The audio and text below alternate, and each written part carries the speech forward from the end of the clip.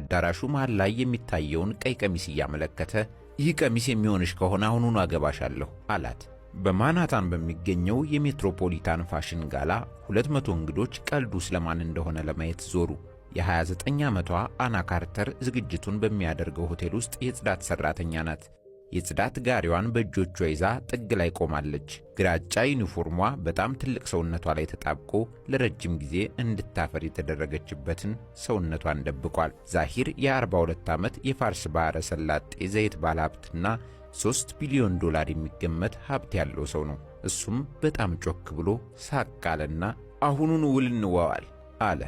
ቀሚሱ የኤግዚቢሽኑ ዋና ትኩረት ነበር። በፈረንሳዊው ዲዛይነር ላውሮን ቦውማንት የተሰራ ልዩ ፈጠራና ዋጋውም $850,000 ነው።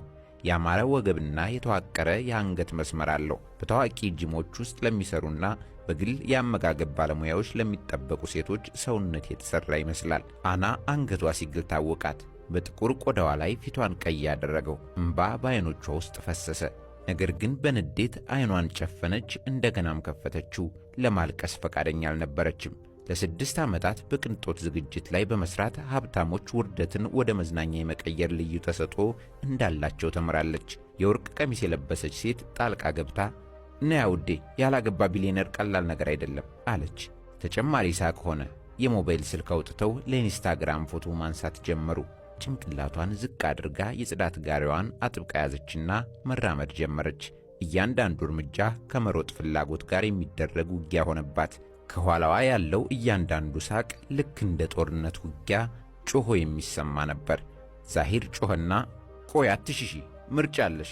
በ30 ቀናት ውስጥ ይሄ ቀሚስ ከሆነሽ ቃሌን እጠብቃለሁ አላት።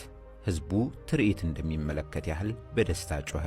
አና ወደ ኋላ ሳትመለከት ጋሪውን በበሩ በኩል ገፋችው። በሩ ከተዘጋ በኋላ የሳቅ ድምጾች ወጡ። እናም ግድግዳ ላይ ተደግፋ በመጨረሻም አለቀሰች።